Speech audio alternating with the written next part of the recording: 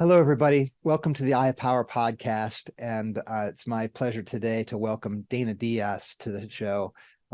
Dana's story is a dramatic one. It's not one that I would sort of wish on anybody, but it's something that happens far too often as it relates to abuse and specifically narcissistic abuse.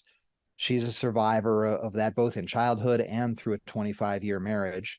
And she's come out of it with shining colors and strong enough to share her story and give people, the insights that can only come from somebody who's actually walked that maybe regrettable walk. But, it's a pattern. It's one of these things that goes through generations. It's an energy, it's a trap. And we get into all these dynamics about this. So I'm very thankful that Dana's decided to join us. So welcome, Dana.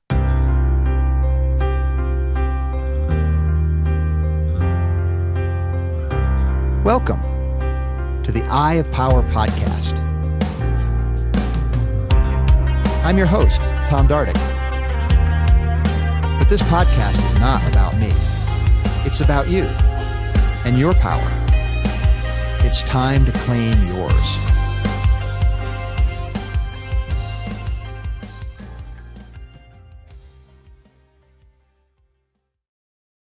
I think your experience has been with narcissistic based abuse is what the themes of what I've heard you talk about so far, Dana.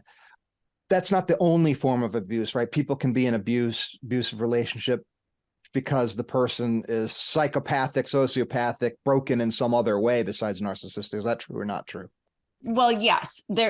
So what I'll clarify is that narcissistic abuse is simply what it sounds like. It is when a narcissist abuses you, but It doesn't matter who abuses you. The abuse is the abuse. What makes narcissistic abuse different is that, for example, in my childhood, my stepfather physically abused me and verbally abused me.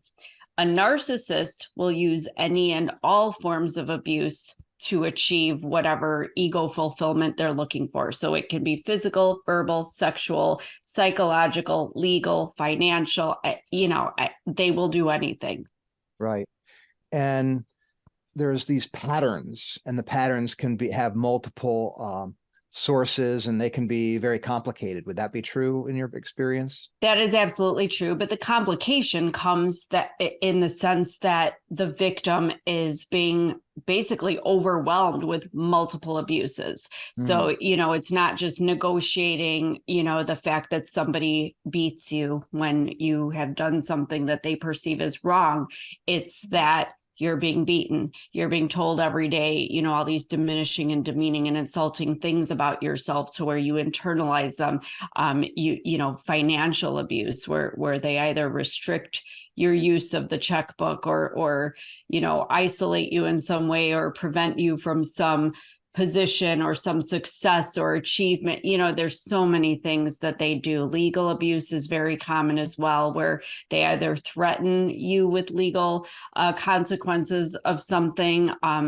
Oftentimes in a marriage or romantic situation where there are children involved, the legal abuse comes in where the perpetrator is spreading lies and telling people that you're abusive to the children, you're unfit to be a parent, all these things, and they take your children away from you legally, and you have nothing to do because it's hard to disprove something that hasn't even been proven really, but we're dealing with gaslighting and manipulation. But that's where the power aspect comes in for victims of abuse, is that your power is taken away because of the narrative that's created around you and about you. However, the perpetrators of abuse typically isolate their victims, so you are afraid to speak to anybody, even your own mother, sister, any family. You don't have friends anymore because they make it very difficult,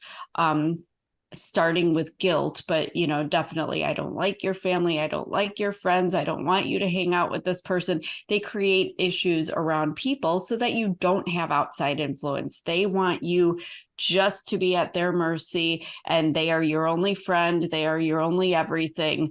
The world revolves around the narcissist. So in that way, they take you're just everything about yourself away, your sense of yourself, your sense of who you are, even, because they dictate everything to you, down to what you wear, what you say. I mean, my ex-husband went so far in our 25 years I was with this man. He would ask me a question and then immediately follow it with, you are supposed to answer by saying da da da da da da. So talk about your power being taken away. I wasn't allowed to have a thought of my own, an opinion of my own. And the irony is I was much more highly educated than he was. I was on track to have much more success in my career than anything but when you're in a marriage, you seek to be united in that as a couple. You want to build a life together. You want to share those successes together and use those as a mutual advantage, not as a competition. And that's where it came into play. I had to be diminished so he could feel good about himself. And that's generally narcissism in a very simplistic and tiny nutshell. But to have your sense of who you are and who you want to be and all your wishes and dreams and your plans for your future completely squashed and diminished. I mean, it's overwhelming and exhausting to think I did that for 25 years. But the idea of the power is that it unfortunately took me that long to realize that I had been the one to give him that power. It wasn't him. Yes, he was a lot of things that we won't say out loud and not on the air, but I had the power. Yeah, I allowed him to tell me what my life was going to be. I was basically a Stepford wife, Yes, sir, whatever you want, sir. Is that what you want for dinner? This is the lipstick I should wear and the outfit. I mean, he literally dictated what lipstick I could wear and what I could wear and how I should look and what we ate for dinner. That seems exhausting. That seems exhausting from your side, but also like I was just thinking, if I was trying to control somebody to the minute, that takes a lot of energy too. To control somebody like that. I mean, that's hard to relate to. It is. And the strange thing about it is that, I mean, I didn't realize this until I was out of the marriage, when I finally realized that power in me and realized that I had been the one that had put that collar and that leash around my neck. And I finally unhooked it and got out of there. I realized that, this narcissism is actually a thing. It is actually considered a psychotic, antisocial mental disorder. But what's really interesting to me is that in my research about narcissism and just even communicating with other people in this realm that have experienced it, they all say the same thing. I mean, they actually use the same verbiage to their victims and they use the same tactics. And so you would think that maybe if we got a step ahead of that and created this awareness and let people know what's going on, that they would be more aware of it when they see it in their relationships, sort of like these red flags that people always want to know about. But I mean, it's gone so far as people actually, in trying to determine how a narcissist is developed, there's the nature versus nurture theories, but there's actually, I'm laughing because, and I don't mean to be judgmental with my laughing, but there are actually a large group of people who think that narcissists are actually aliens, because it's almost as if they have this like software downloaded into their brains to know exactly what to do and what to say, that they do and say the same exact things. Yet here we are, I mean, I was college educated, very strong-willed, obviously I have a little bit of a personality. And so I'm not just this mousy little thing that could, was trying to submit to some man. But it can happen to anybody. They're effective. And that's why I think they use all these tactics. So I don't know that they've necessarily been downloaded with this from, some vortex in the universe, but, somehow they do know how to specifically control and push all the right buttons, to get the reactions and achieve the goals that they're looking for out of their, partner or whoever it is. You just laid down a whole bunch of stuff, and I got a whole bunch. Of that's good. Let's have them. So one thing that I'm really want to point towards is the patterns that you were talking about of narcissists, where you'd think so they're so universal. It seems like they're alien. That's an interesting thing, because what it really shows, from my perspective, is the nature of human psychology and human nature, right? So I think we would do a good service to our listeners by maybe identifying what some of those patterns look like. And you've done some of that already. We've been touching on it. But when you talk about verbiage specifically, what are some of the things that, if you hear somebody that you're dating or you're close to, or considering going into business with, or whatever the longer term relationship might be, if you hear this, it should be an immediate, wait a minute here, hold on.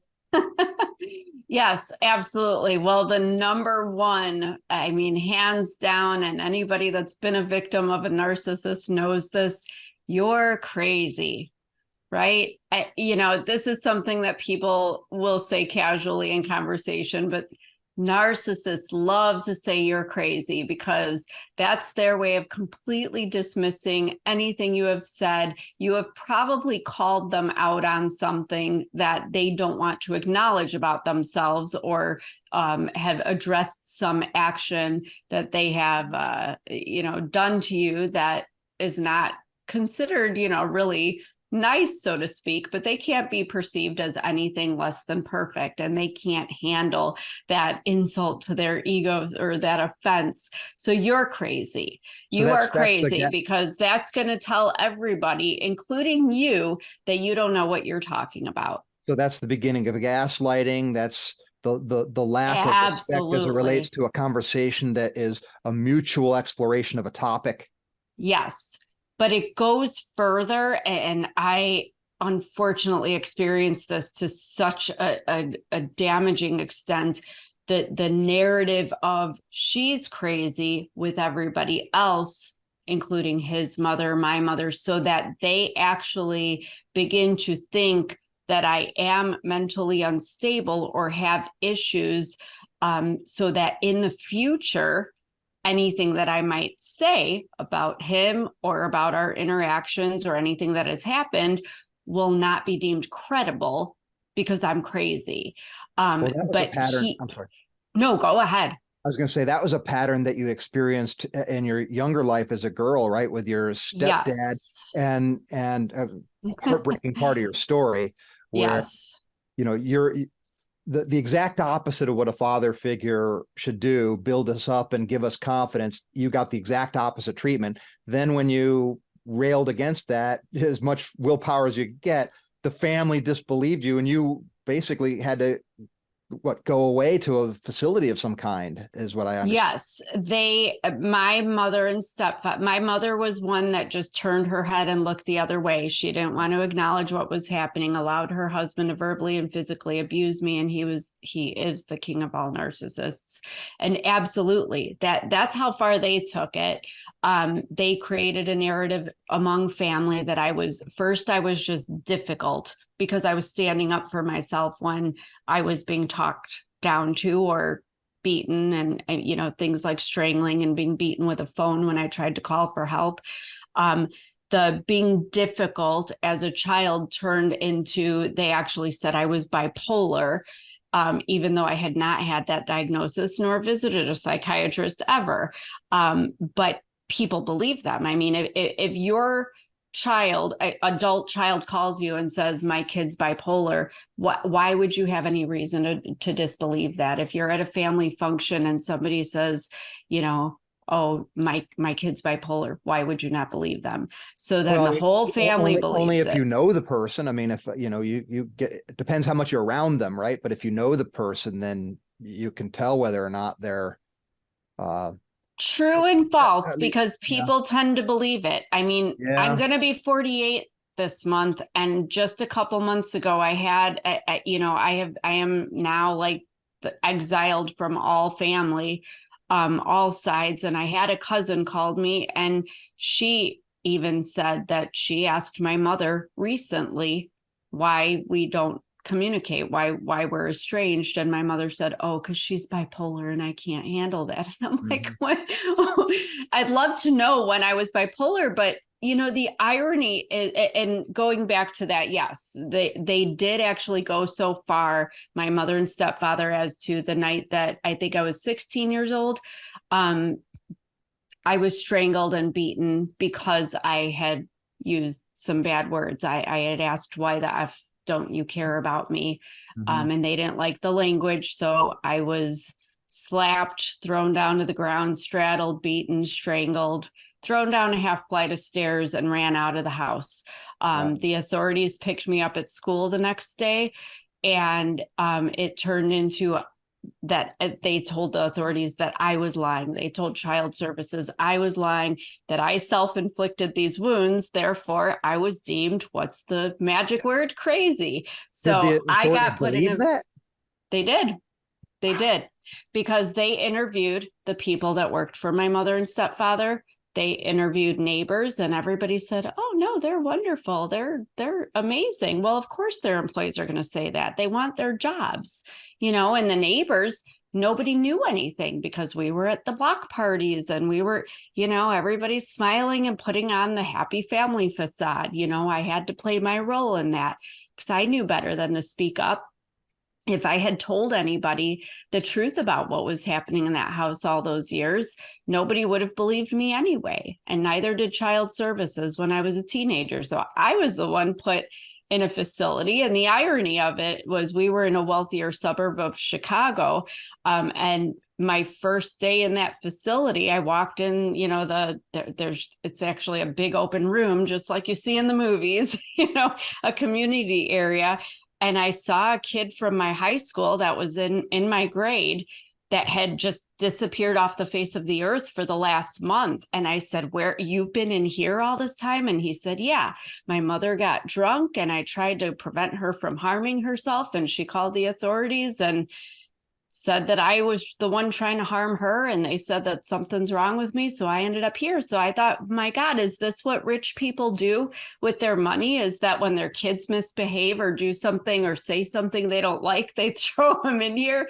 And I'm laughing about it now, and I'm glad I can laugh about it, but it was traumatic because my roommate was somebody that's a 12-year-old girl that stabbed her friend to death. I mean, you want to talk about trauma. I couldn't sleep there. I had a very difficult time, but fortunately, the people that worked there recognized that I was just fine. So I was released not long after. But, even in my marriage, my first marriage, my ex-husband did the same, again, creating this narrative that I'm crazy, going so far as to actually make me believe, again, I don't know what's with the bipolar thing. I think because bipolar gives people the impression that, oh yeah, she might seem fine with you, but there's this other Right. side. Yeah, But it's a he dastardly kind of thing. Yeah. exactly. So he actually convinced me I was bipolar,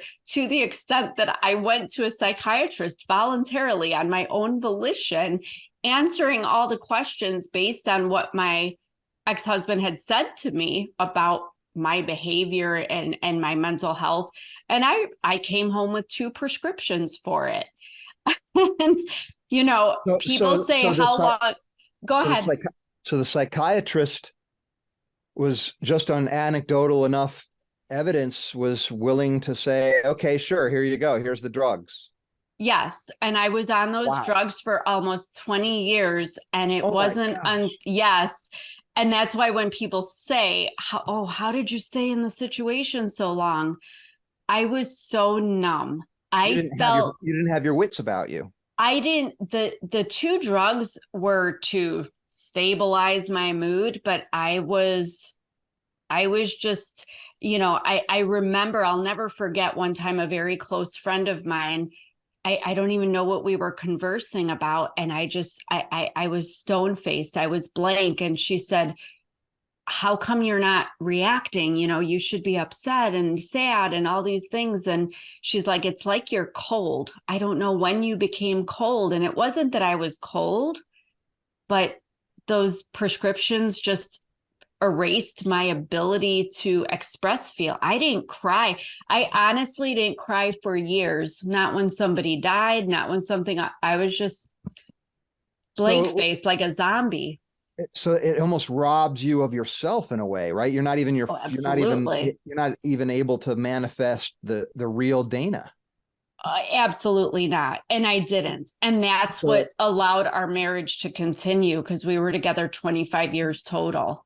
So I can see how the oh, she's bipolar can go, because you got prescriptions. Like, so why would people disbelieve that they have a problem here? I mean, if you're taking those, you believe it. Yes. So absolutely. who's left I even put it in my book. I wrote a book. I published a book about my narcissistic abuse in my marriage. And even in the book, I put in there about how I was diagnosed with bipolar disorder. So, it's out there. It was a diagnosis, but it's actually not funny at all. But once I was out of the marriage and I was actually doing really well. And I had every year I had a follow-up appointment with the psychiatrist.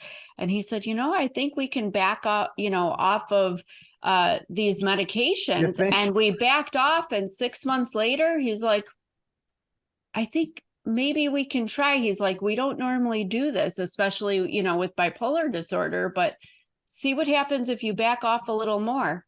And I was still doing fine. And after that initial appointment, he, I'm not on anything and I'm fine. And he actually retracted his diagnosis. He said, I am so sorry. He said, he said, I had no idea you were in an abusive marriage. I had no idea about your childhood. I misdiagnosed you. He said, you were having normal reactions to mistreatment and abuse. And so I don't know about this.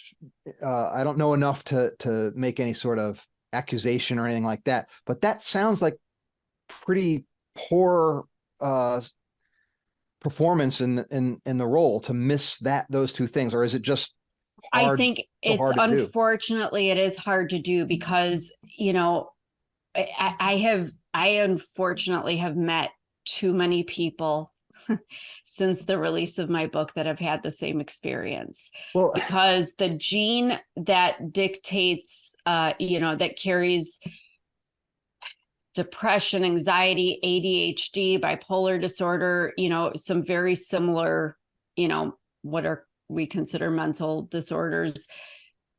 It's diagnosed based on the symptoms you present, right. But the symptoms, it's not that the doctors are able to, well, sometimes they are, but in my case, in many cases, you're going in and having a 10-minute appointment with a doctor. They go down a list of questions and you're answering them. But in my case, when everything has been dictated to me, I'm answering the questions as my ex-husband has told me, and my mother and stepfather before that have said, this is what you are. So I'm answering the questions, therefore getting the diagnosis. It's kind of like, you remember during COVID, every time you went online for anything, it was, do you exhibit signs of a fever? Yes or no. Do you have a sore throat? Yes or no. You're checking the boxes. But if you check all the boxes for yes, even if you don't have those things, people are going to think you have COVID, right? Or they did. So it's kind of the same thing. I don't know that it necessarily reflected specifically on that doctor, because I give him credit for acknowledging that I had been okay all along. But at the same time, you know what? I look back and say, thank God I had those meds, because we had some domestic violence situations, and maybe I needed to be, I hate to say, subdued to endure what I had to endure to maintain some sense of a stable mood, let's just call it, for my son, who fortunately didn't witness even a quarter of what was happening. So I think being able to maintain, more of a stable mood and a stable presence for him, and to be consistent, helped him have whatever normalcy he could have in a situation like that. Because definitely the irony is, his dad, the abusive one, was, his behavior was so erratic. I mean, he could flip a switch in a second, but those medications allowed me to be stable and calm, and that's how my son is. So it's a double-edged sword. He's amazing. I'm sure there's something deep down in there. I mean, but like I said, he witnessed a lot, but he has no idea, because I never wanted to be the one to he didn't need to know those things. I just wanted him to be a kid and live his life. I didn't want to, and even now that he's 20 years old, he'll be 21 in a few months, but he doesn't need to know. He hasn't read the book. We don't talk about the book.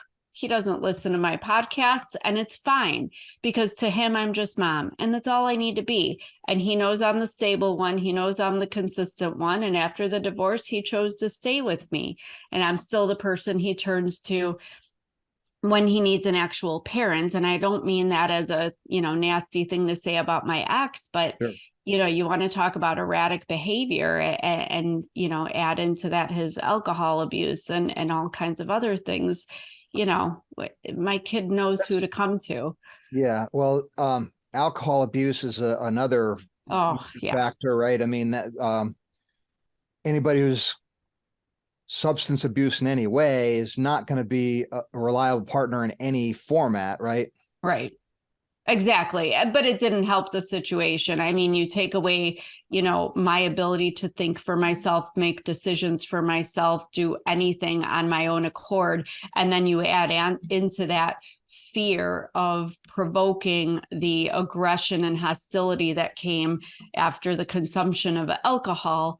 It was more than a volatile situation, but enough to, that's where I say it's not that I was submissive by nature. I was submissive by choice, because I needed to maintain some sanity in, for myself and for my kid. So in a sense, I guess I knew I had that power, because I knew how to tread and to navigate the waters to get the outcome that I needed for me and my kid. But I didn't realize that power until towards the end, that, I needed to use it more to get out of the situation completely, not to, navigate the mucky waters that were still going to be mucky no matter what,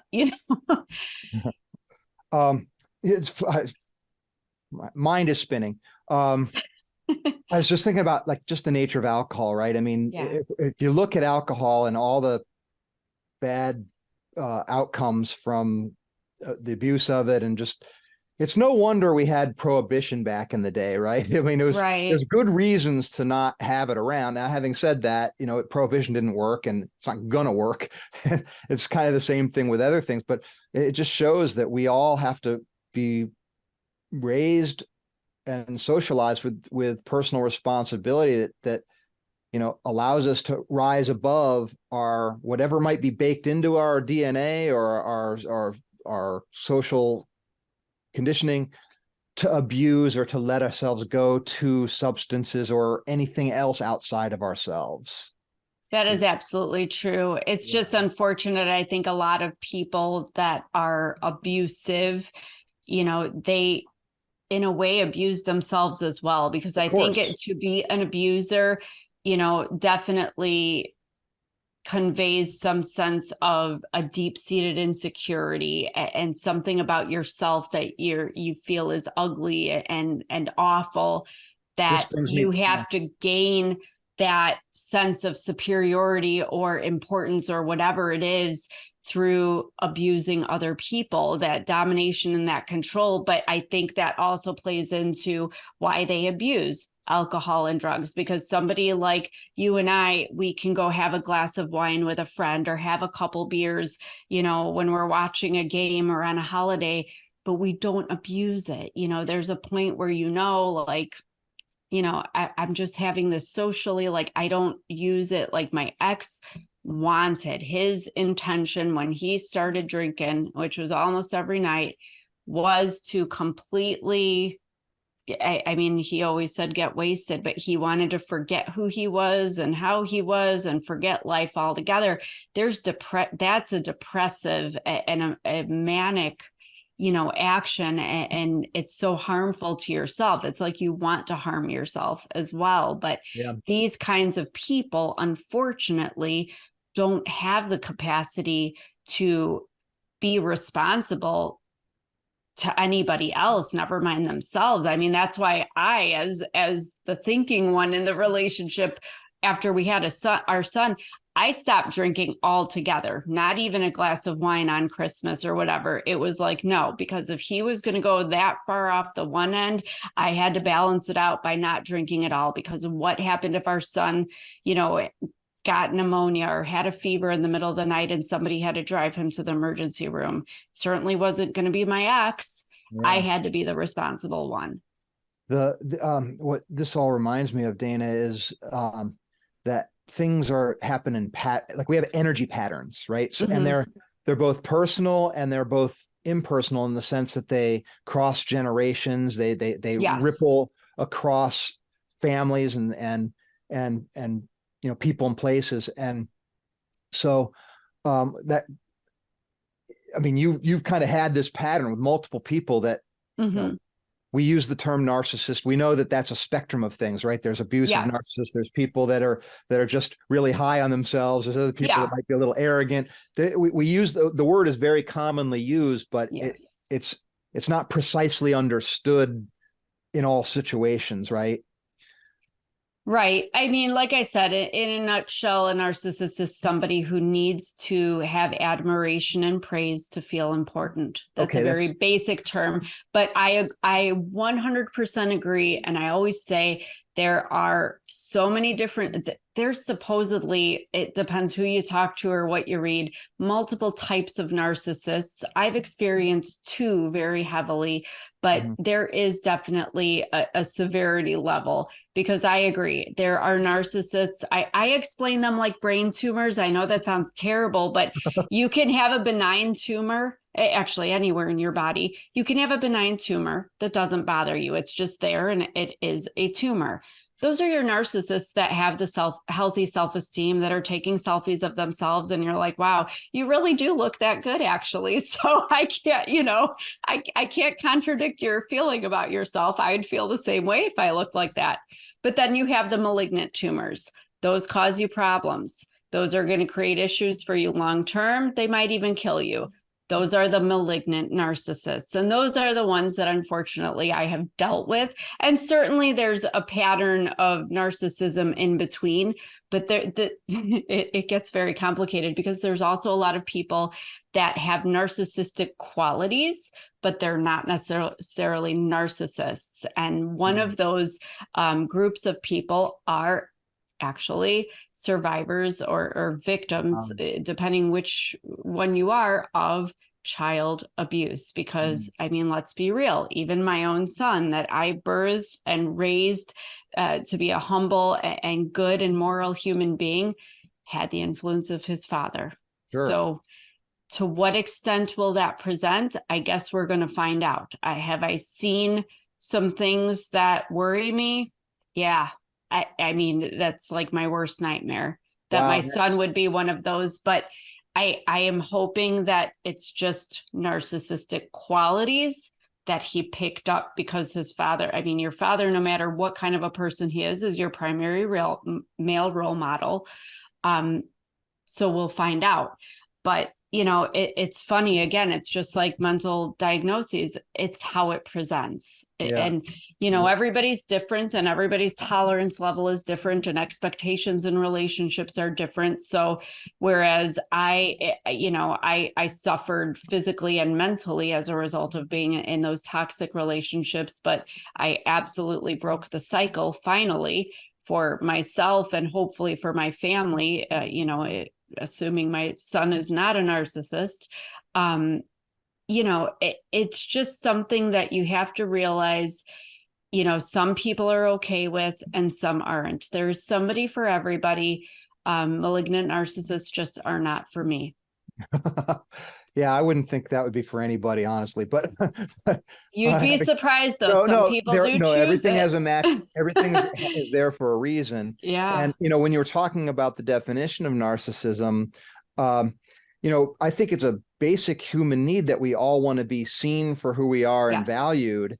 And when that picture of ourselves is distorted, broken, then we have different strategies, right? We don't want to see we think we don't want to be seen. We don't want to look ourselves, right? We're not going to do the Carl Jung, face the shadow type of work.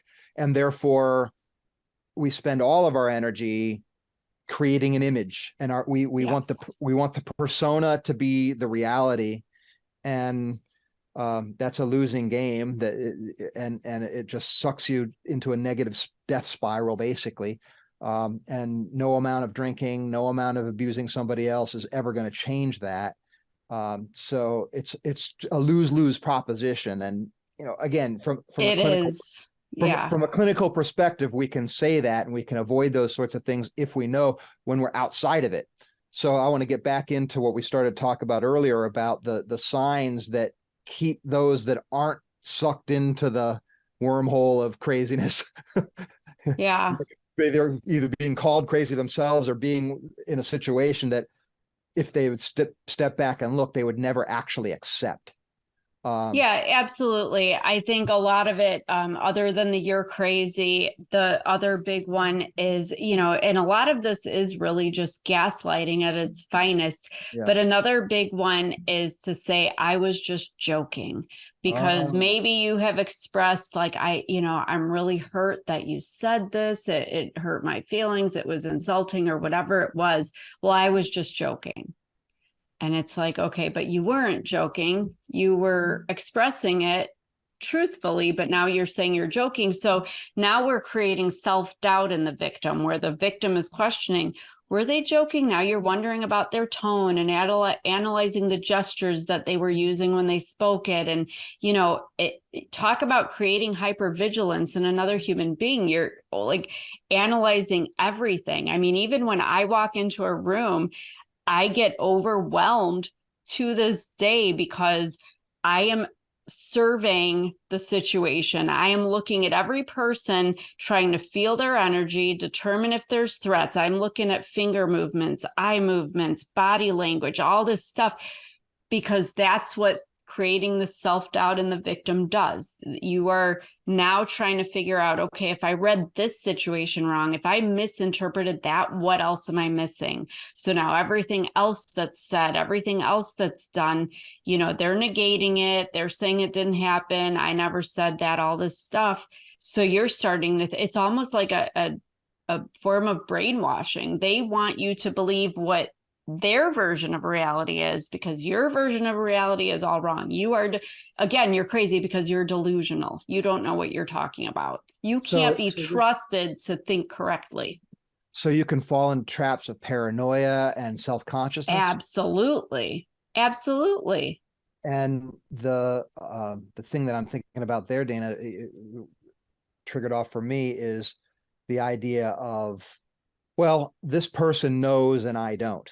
So, or what am I not seeing? So you have this sort of self-doubt. Well, the proper framing in the world, the best I can tell, is that nobody really knows anything. In other words, we all have our stories. Take the psychiatrist we're talking about. Yeah. Some sort of an authority type of figure because of the relative knowledge compared to those of us that aren't trained like that. Exactly. But right, A compared to what there narcissist. is to know, they're still kind of in the dark. In other words, I can easily mistake somebody as bipolar who actually has just been abused serially. Yeah, maybe just depressed. I mean, was I depressed? Absolutely. Yeah. I still So they have don't moments know. of depression and anxiety, but that doesn't mean that I don't laugh at a joke or smile when I'm happy, but that doesn't make me bipolar. But the problem is that a narcissist, you have to remember, their mind, they cannot even grasp the concept that there's anything wrong with them because of this self-hatred that's buried so deep in there. They can't handle it. Well, it's the biggest threat in their life. Exactly. So they because know everything. Got to get that picture. The picture's got to be real. As soon as you take anything away from that picture, it threatens the whole thing. Right, which is why they manipulate you, which is why they abuse you to get you to react the way that they need you to be so that they feel the way they want to feel about themselves, which is better than you, more important than you, more superior than you, and all knowing. Because a lot of narcissists, and my stepfather he knows everything. The man never made it past 6th grade, and I'm not saying that that means he's stupid, but he honestly thinks he is the be all end all of any possible subject that you can speak of. He knows everything. Even when I could prove him wrong with facts, he was right. And boy, you did not want to go against him. So to try to get them to think that you might be right or that you might know something more than them, or God forbid if you ask them to be self-aware and try to maybe change their behavior, or that they should be sorry for any behaviors or actions they have taken. Good luck. Good luck. They don't go to psychiatrists. They don't go for therapy because nothing's wrong with them. And if they do, the only reason they go is to make sure that, here we go again, that the person that you're sitting in front of thinks that you're the problem. You're the crazy one. You're the one provoking all these issues because they're just perfect. Now that reminds me of experience I had a few years back. I ghost wrote a book for somebody who had, it wasn't exact same story as yours, but it was victim of a narcissist. And in the attempt to get away, there was all kinds of absolutely zany and things that you wouldn't believe anybody would ever do type stuff. Yes. And she thought that at one point she was like, well, maybe I'm a narcissist. And you know, in retrospect, I think that she actually probably is, not in the same way that he was, but she has a lot of these qualities that you would use to recognize and label somebody such. Right. But maybe not in an abusive, but I'll tell you, I can see patterns because, you know, here was a case where, you know, we were working on a project a couple years in, and, you know, into very, you know, you can imagine going through these details and capturing them in a book form, how intimate that project could get. And, you know, I'm married. You know, that's a strain, right? There was an ethical question whether I should even do something like that. And I thought it was an important enough thing. I thought it was you know, worth the risk, let's just say. But the thing that I say that she's probably at least close. Again, this is why I wonder about the spectrum of narcissism, because like she just decided that, okay, I'm basically done with you. She started looking for excuses to try to separate from me, essentially, and just one day just said, well, we're just different, we're not partners, that's it. And done in a way that could be just like, wouldn't talk other than like in a public place, and we were out for breakfast and had a meeting that constrained the time that we could talk, so that she had to leave for, and then really never talked to her since. So very weird. Like, I've never experienced that kind of thing before in my life. So that's interesting. Somebody who could do something like, and she did that to other people. I know her well enough to know that there are other partnerships she had. So a little bit maybe of a serial user in a way. Like Well, once she had the manuscript, she didn't really need anything more, kind of thing. I So think, I'll speak to a little bit of that because yeah, you sparked a few thoughts sure. about that, and I'm not saying this is necessarily the case because I don't know her and I don't know, specifically, the things that she deals with because, we all deal with things differently. Right. But definitely, I'm not sure that she's necessarily a narcissist, but again, here's a situation where somebody exhibits narcissistic qualities. And I am going to admit, I have noticed in myself, and this is because victims of abuse, specifically narcissistic abuse, sometimes, like, I know for me, I want to control a situation and it could be the most meaningless thing.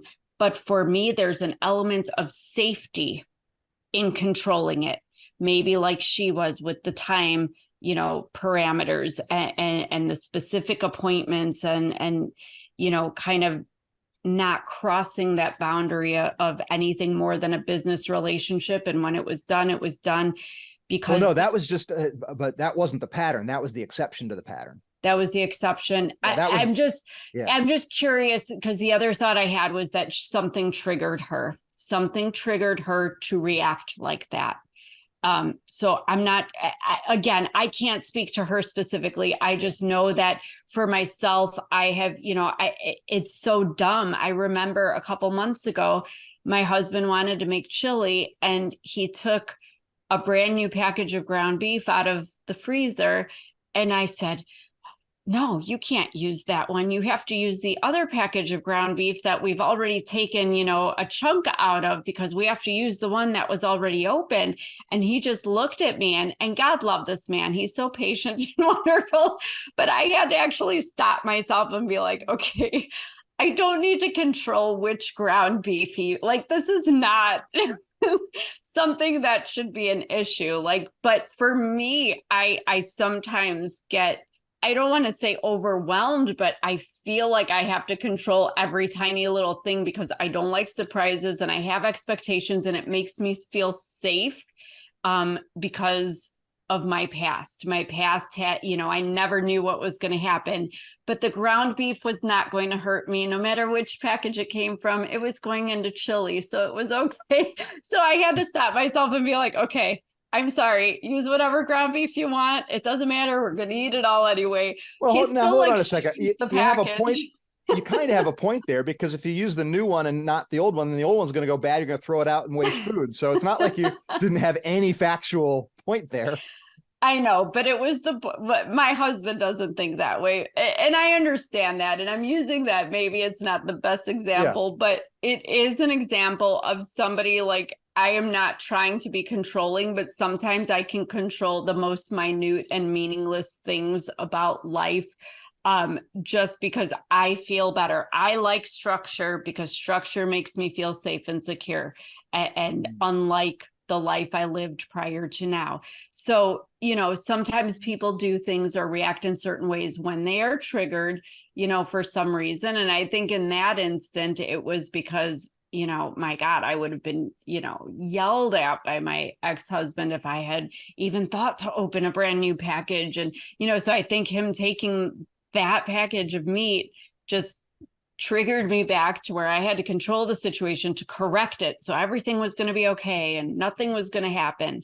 But in your case with this person, like I said, I don't know if she's a narcissist or not, but certainly sometimes things can change. I know that even in my life now, I think I'm a pretty nice person and, have good qualities to offer in friendships and relationships. But I think because when I'm in social situations, I'm so nervous. I think I've lived 40 some years being scared, mainly of people, because people hurt. And so in social situations, I come off as standoffish, or I'll be the girl standing in the corner, not talking to anybody. And sometimes people perceive me as, just not wanting to talk to them, or I'm stuck up or arrogant. And it's not that at all. I'm just afraid to approach people. Let me ask you about that, Dana, because is that how you'd want to be, or is that No. how you'd want to change? So what have you done to try to move in a direction that wouldn't be your It reaction? depends on the day, honestly. It depends on the day. And well, I shouldn't even say the day. It depends on the people. If I am around people, and I won't name specifically who in case anybody's nosy and listens to this. There are people that, unfortunately, whether they're related to me in some way or not, where I have heard that they have said things that aren't very nice, or, perhaps, unfortunately, in my situation with multiple narcissists, all that have abused me and still live near me, things have been said about me. So I know what people I've heard. I mean, I'm not immune to it. We all have, people that tell us, oh, so-and-so said this about you or that. Should I care what people think? No, but, knowing what people have said to me behind my back does make me feel a certain way about wanting to engage with them in social situations. And I just don't have the desire to participate in any kind of interactions with people that are going to be so close-minded as to believe things, based on no premise, really, just on hearsay.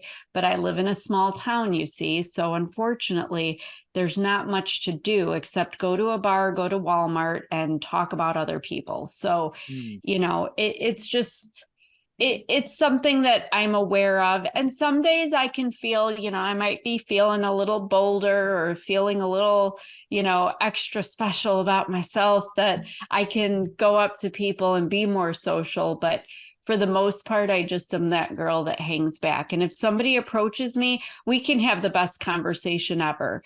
But if I don't feel safe around certain people, I don't want to approach them. I will not. I think it's just a matter of self-preservation, because I've withstood so much. So is it unreasonable? Maybe, at this point in my life, yes, maybe. But after 40 some years of, not being well received and for being treated badly by people, I'm okay with it. I'm perfectly fine, because I do have people that I feel very safe with, and that know that I am, the last thing that I am is shy or reserved. I am, I can be fun, and I'm outspoken, and I have opinions, and I can be a great conversationalist.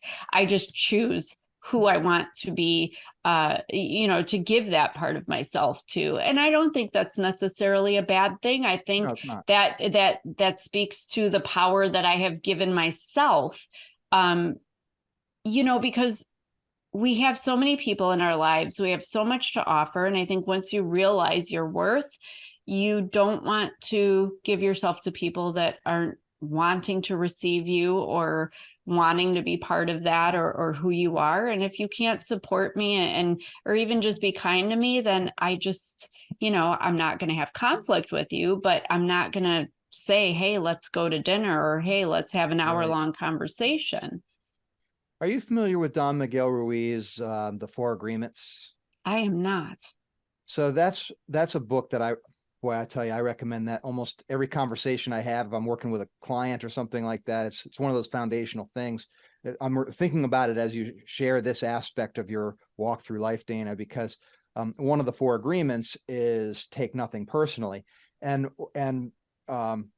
that's all four of the agreements. Be impeccable with your word, take nothing personally, make no assumptions, always do your best. Those are the four. Mm-hmm. They're all simple, easy to remember. I just remembered them to you right there. Very hard to do. And it's a lifetime of pursuit to bring them to maturity. And Don Miguel says at the end of when you reach a place where there's mastery, you reach a phase, you reach a state, what he calls, he uses the word impeccability. So what he means by that, no, I'm sorry, that's not right. Impeccable with the word imperturbability, which is you can't really be moved off center. So whether somebody's been talking behind your back, or you're in a situation where, I mean, for him, it's extremes where in the book, I remember if not that book, another one of his books, where he was actually having a heart attack, and he kind of knew it. And sat down and sort of just marshaled his resources and was able to sort of get under control so he could eventually get medical attention. But, you know, you get to a point of strength through an endless pursuit of the truth to I mean, I see it as this sort of the end game of what we're trying to do with the Eye of Power, which is fully express yourself in this world. And it looks like this imperturbability idea that Don Miguel has, which means that no matter what other people or the world do, you're still solidly there, you, and there, Yes. and people can't really throw you off. And then people who want to play games or manipulate or something like that, they give up quickly because they can sense immediately that they're not going to get fed from this particular well here, right? They're not going to, Right. there's nothing there for them. And so I think that's something that, you know,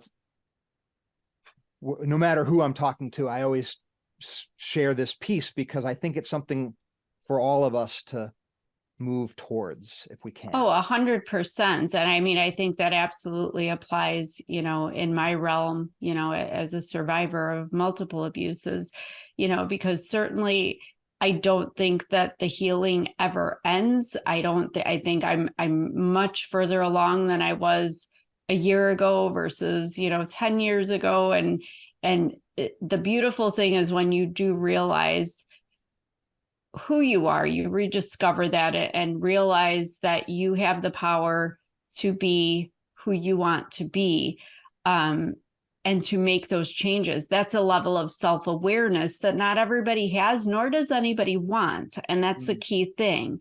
But if you want that, you can take these ideas like the ones you just shared and apply them, but everything's going to be practiced. Just like somebody like me that has PTSD, I'm doing so good, but I had to learn how to self-regulate in social situations where a look from somebody or a comment or whatever I might break down crying, or I might have a panic. I don't have panic attacks anymore. Like, I have learned to just take it and say, sorry you feel that way, or just not say anything at all and move on, because you know what? I know who I am and I'm good with that. And there are plenty of people who see value in me, and I'm not for everybody, and that's okay. Whereas, you know, when I met my ex-husband when I was 19 years old, I was straight out of an abusive childhood. I was a codependent, people-pleasing, like a dog that would do anything for that little treat of affection and love. It was a perfect storm, literally. It was like serving me up on a silver platter to somebody who wants servitude. So, you know, do I look back and say, you know, shame on me? Or no, all those experiences created and developed who I am today. But the beautiful thing is I'm still evolving. I'm still transforming. But again, that is self-awareness. And people like you and I will read these books. And of course, I'm going to go look this book up when we get off this podcast. But it's short, it's easy, it's to the point. It's one of the most profound books I know. Yeah. But I love when you can take something like that and apply it to all lives and all aspects of your life, because really it all comes down to who we are. Do we know who we are? Are we who we want to be? Are we living our authentic lives? You know, we are all very complex and unique, but unique does not have to be different or unusual. It can just be that you are who you are, and it's okay. And you know, that's the thing that a lot of people, it's like you said, some of these things are very simple, but the power in that is amazing, because I am not standing here saying that I am perfect or, oh, I'm healed from all this abuse and trauma. No, I'm not. I have my moments. I have my days. I am not perfect, but I'm okay with it. I'm not broken. I'm not damaged. I am a product of what I've been through in my life, as we all are. I'm smiling because one of the biggest paradoxes to me in our life is how universal everything is. In other words, we're all basically the same.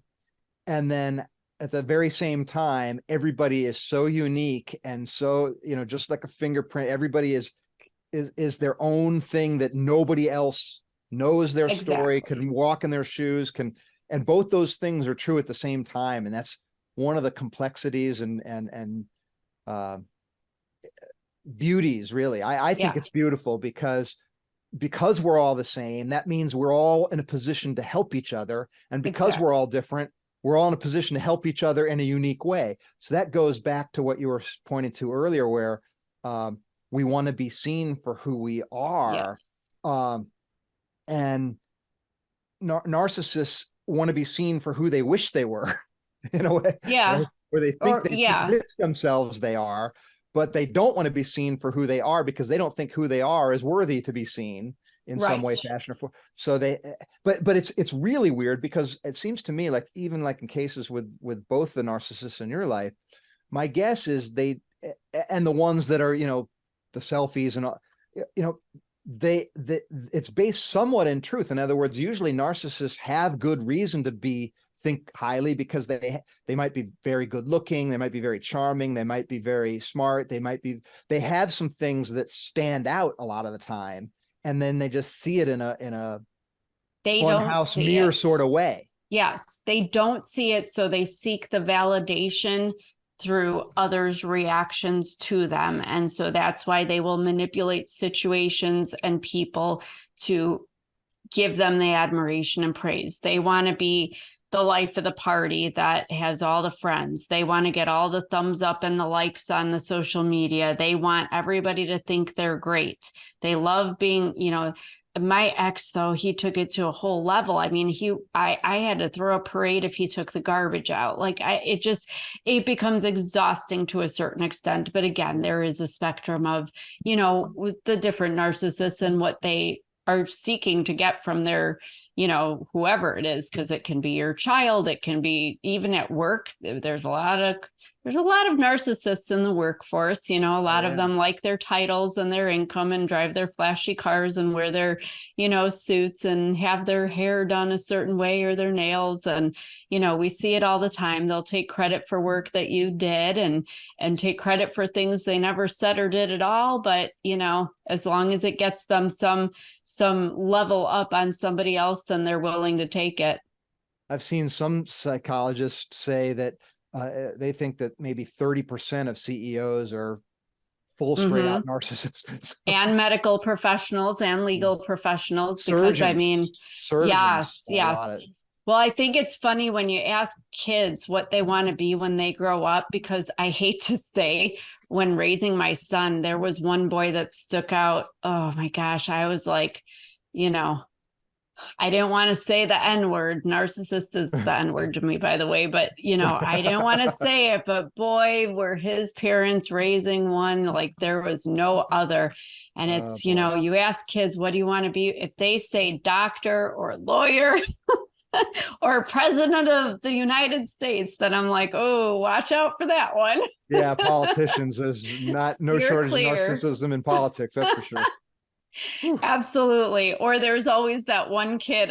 Well, gosh, there was another one that I remember meeting for the first time in kindergarten. And I thought, oh my gosh, I hate to say this out loud, but that kid's going to be a serial killer when he grows up. And I'm laughing, but I'm hoping to God that's not the case. But his patterns now that he's older are indicative of that. So, and that's another reality is, when you look at narcissist abuse, over 20% of our prison population in the US are criminals, male primarily criminals that are considered narcissists. So, there is something to be said for their desire for power and domination, or at least the facade of it.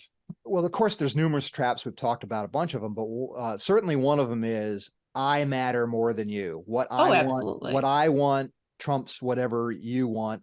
And that gives you a lot of permission to do things that go against the rights of others, which we call that criminality, right? So absolutely. Yeah. Absolutely. So it definitely delves into all aspects of life, this narcissism, but it is all based in power. I mean, that's essentially what they're looking for. Yep. So by way of sort of tying all this together Yes. to wrap ourselves up here, because I'm loving this conversation. I think we can go on forever. But we started down the road of things for people to pay attention to. You talked about if somebody tells you you're crazy, they try to gaslight you in any way, or they were just joking. They try to convince you that what happened was in your mind and not in reality. If they're, of course, substance abusers, those are some things. Right. To sort of make sure that you got your antenna up. If you see that, have maybe less tolerance for that sort of behavior than you might otherwise do. Exactly. In other conversations, some of the traps I've heard you talk about, one thing that I think perhaps paved the way down into the spiral was the wanting to avoid conflict. So you'd say you just would rather not fight, so you just give in, right? Oh, absolutely. That was basically, handing over, it was like getting down on my knees and bowing down. Like, yes, whatever you say, whatever you want, because if it's going to prevent, me from some physical threat or a verbal assault of some sort or some other thing, or prevent my son from having to experience something that might traumatize him, then yes, I am waving the white flag. Would you say that is a process that gets some momentum to it? In other words, is it a sort of, Yeah. I think of it as a feedback loop that leads like a negative Well, feedback it loop. absolutely does, because I saw this in my childhood, and then, you talked about cycles. I repeated the cycle with my ex-husband, because my mother, when I would go to her, I knew what my stepfather was doing was wrong. I knew what he was saying to me, and I would stand up for myself, but that would get me physical consequences that I didn't like very much. So I learned to keep my mouth shut, but I'd go to my mother expecting her to do something, to save me, to protect me, say something to him. And she would, she gaslit me. She was, oh, I don't think he said that. I think you just want attention and you're just saying that to get attention. But she definitely enabled and excused it. She was willing to tolerate it. And at one point, actually at the point where we became estranged in my adult life, I point blank said to her, look, we may not have the best relationship, but you're my mother. I want to have whatever relationship we can have. Like, let's just, if you want to go talk, say what you have to say, whatever it is I don't understand, tell me what it is so that we can move on and just move forward with that understanding about each other. And she said no. You know why she said no? Because she said that she liked her life with her husband, because he, most of it fraudulently, because he liked to dupe people, but they have a very large home. They drive a Jaguar and a Lexus and all the Corvettes, and she has nice things, and she can walk into any store and buy whatever she wants. And she said, you live your life. You're a mother, you're a wife, you're doing your thing. All I have is him, and I can't have any of this without him. So she chose that. And she said she can't have all that and be my mother. So she chose to end our relationship. And that makes me, yeah, I know. But you know what? It's amazing. I mean, she's not the only one, right? This is an archetype. This happens a lot. But this happens a lot. But that's the thing about it, is that people have the power to make those choices. And I mean, I could go on and overanalyze my mother, but, even with my ex-husband, everything comes back to what they want, and they are incapable of understanding or even comprehending that you might want things or need things too. They're not able to meet other people's needs. They are just trying to sustain, in my mother's mind, she was trying to sustain her marriage and her life by removing me from her life altogether. In her mind, that's what she was doing, just like I was being, submissive and avoiding provoking my ex so that we could have some peace, and I think we all do what we need to do to basically have whatever it is we are looking for in our lives. It's just sad that some of us have had to sacrifice ourselves in the process.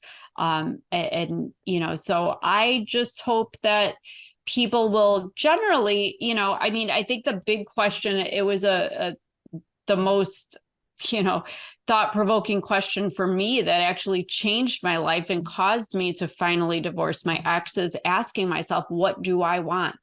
And I had never been allowed to even ask myself that because everything was dictated to me. But I think it's important to understand it's not selfish to ask yourself that. Right. You know, nor does it mean you're a narcissist or any of these other awful things, but I think it's important to know what you want, because, you know, in my mother's case, she's fine being married to a narcissist who abused her daughter, and that's fine. I don't know if she has endured abuse, but I'm guessing she probably has in some way. But she's choosing that, and that's the life that she wants. That is what she thinks, you know, it is it. So, you She's a know, for prisoner. She me, it doesn't. wasn't Yeah. right, but she's choosing that. And I think Yeah. that's where the power lies, even when we're in those submissive situations. She Absolutely. wants that. I was in that situation and didn't want it, but I gave into it because you know, for me, it was a greater purpose. It was mostly for my kid, because if it had just been me, I'm pretty sure I would have just walked out and said, forget this. I didn't want cars. I didn't want the house. I didn't want the money. I just wanted to be done.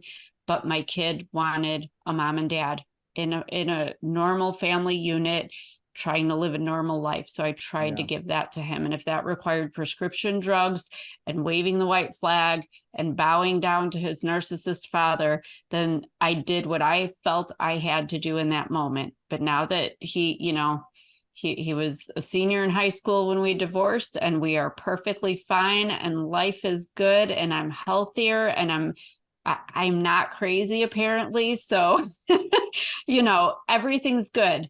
But I gave myself that permission by asking myself what I wanted. And I wanted to be married. I wanted to be happily married. I did not want to be abused anymore. And I wanted to end that cycle for myself and for my son and for anybody else in my family that thought that this was a family curse, like my grandma always said, because there was a pattern in our family on my mother's side of marrying abusive men. So that has ended now. I am remarried to, I call him my gentle giant. He is much taller and much bigger than me, but the gentlest, sweetest man that I could, you know, I've known his family for 16 years. He wasn't a stranger. He's been a longtime friend, but, you know, it's amazing. And we have a healthy relationship.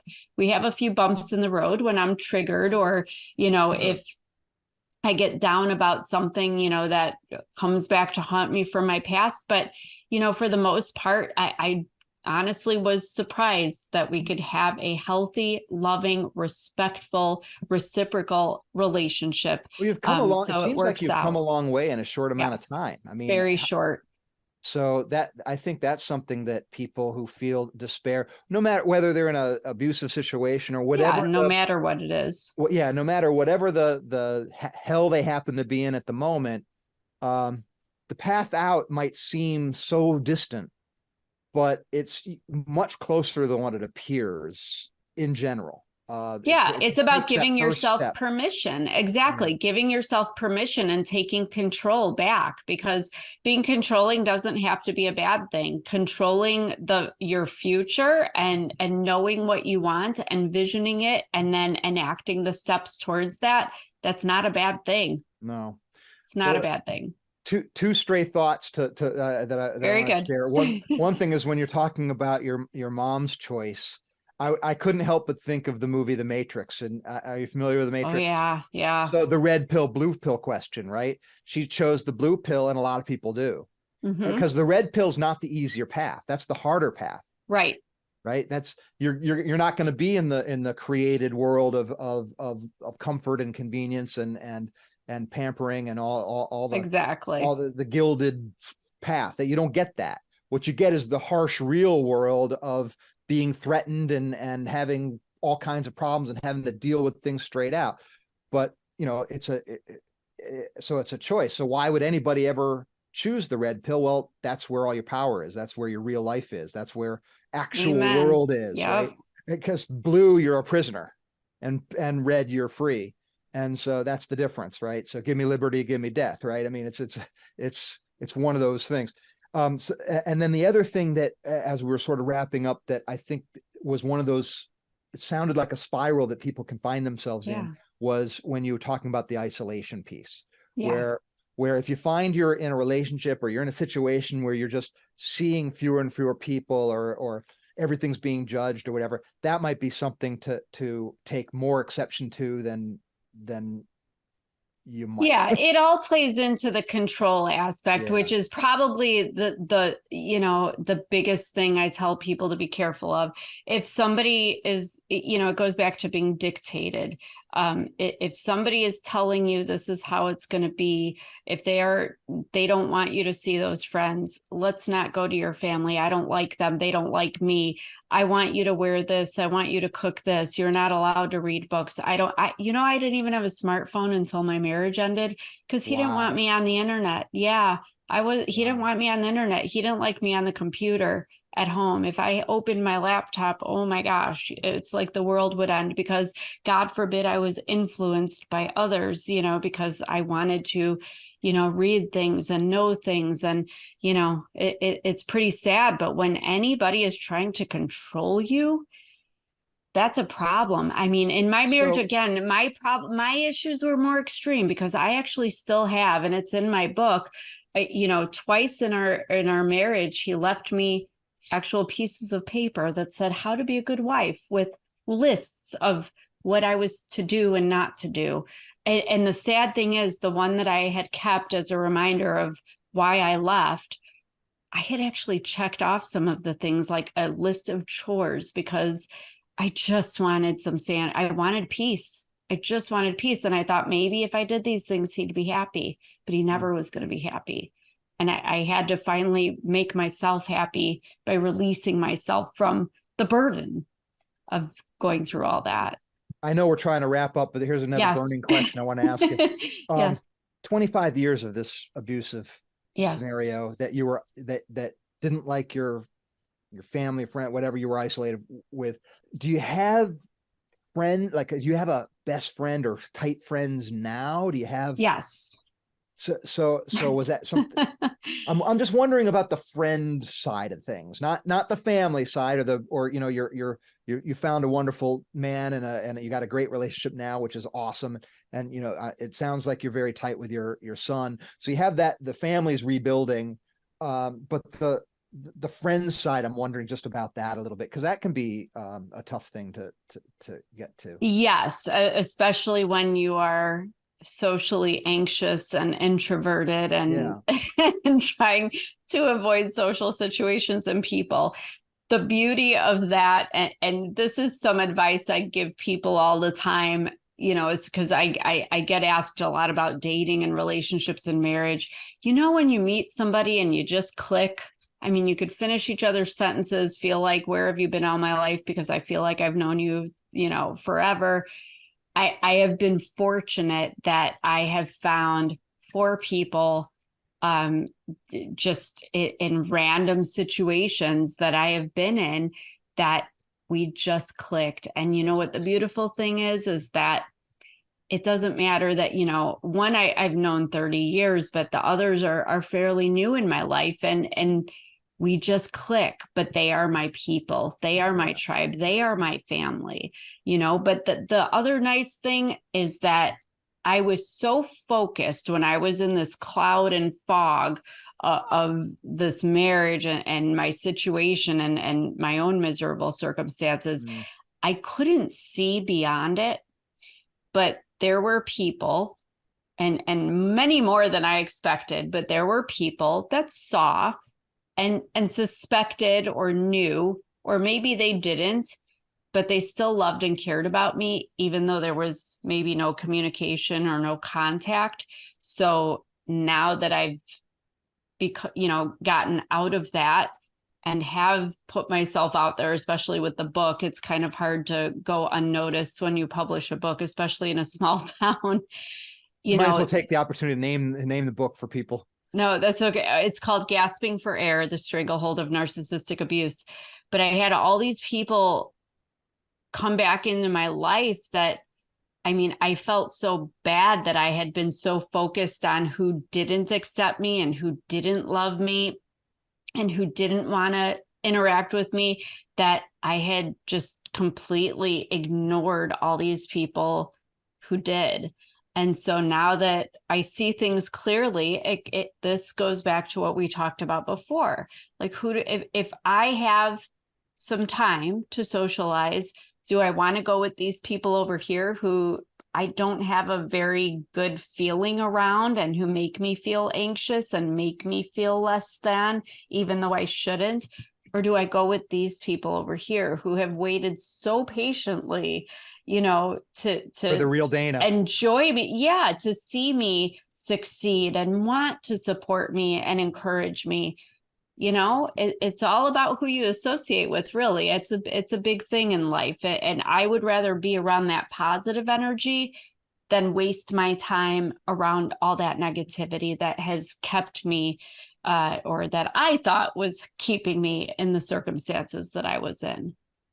I think that's a good place for us to sort of put a bow on it, because Very we good. do need other people. And Yes. that's one of the nefarious things about the isolation tactic, where you're really robbing people of a need that we all have, and to be seen and all that. So you really, it's almost, to me, the kind of thing that we're talking about that you've lived through, it's almost worse than murder, because you're stealing the soul from somebody, not just their. Literally, that's what it feels like. Yeah. Yeah. And so you have that in your rearview mirror. Yes. You're brave enough and loving enough to share that with people. So thank you very much. And it's not the topic we talk about a lot in Eye of Power, but it is very crucial, and we can do these things, we can fall into these things in big and small ways. And so I think the lessons are more universal than what might meet the eye. So Absolutely. what you're doing is important, and your voice is strong and bright now. So thank you for being with us in the Eye of Power. Appreciate it so much, Dana. Well, I appreciate you having me. I really do. It's an important conversation to have. It's unfortunate that too many people can relate to it in some way or Yeah. another, but we definitely want people to be able to stand on their own 2 feet and be firm in who they are and know that it's enough. I'd like to thank again Dana Diaz for being our guest today. Dana, uh, really enjoyed our conversation. Thank you so much for being on. And we could could have gone on much longer, and there's so much to this story, but just some of the highlights that I'd like to make sure we take away in the Eye of Power community. Recognizing things before they get chronic is one thing, and I know that these are patterns, right? You know narcissistic abusers look for a certain type of person who's maybe been beaten down, more susceptible. They don't have their full personal power manifested, so they're easier, for lack of a better word, prey, to be able to control and get what it is that they're looking for. So how can we help people avoid this or get out before things get too bad? We talked a little bit about, if you hear somebody telling you you're crazy, or they try to change the past on you, and that whole idea of who you're going to believe, me or your lying eyes. And whenever you hear anything like that, whether it be somebody close to you or maybe even a politician that's trying to sell you a bill of goods, maybe we need to be a little bit more skeptical, a little bit more hesitant, and a little bit quicker to move away from that person. Um, of course, substance abusers, anybody who's doesn't have their full power, and they've given their power away to something outside of themselves, uh, not going to be a good partner, not going to be somebody that you want to invest in if you have the choice to get away. She mentioned people saying, or her husband saying, "I was just joking." So you say something hurtful, you're called out on it. You say, "Oh, that was just a joke."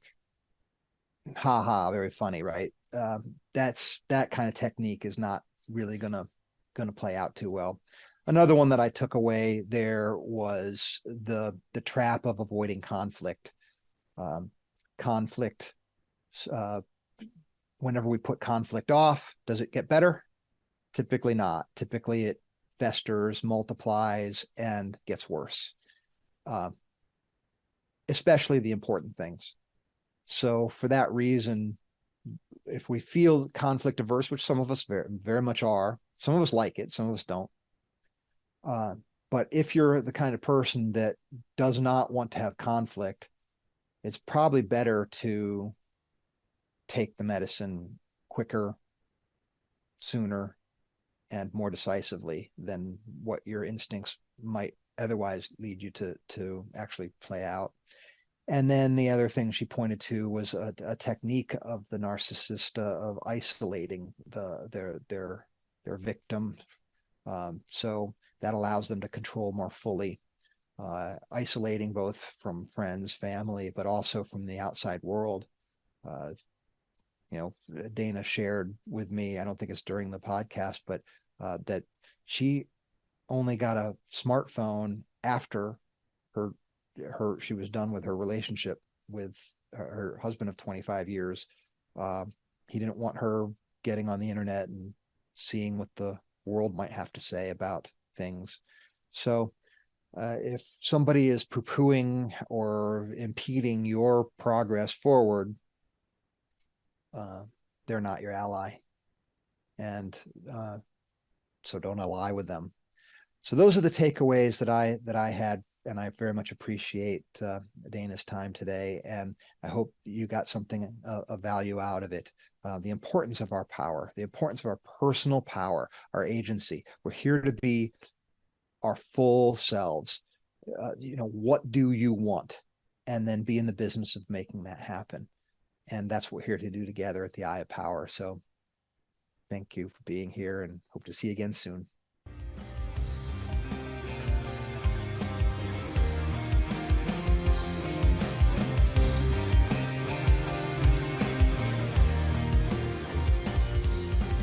This has been the Eye of Power podcast with Tom Dardick.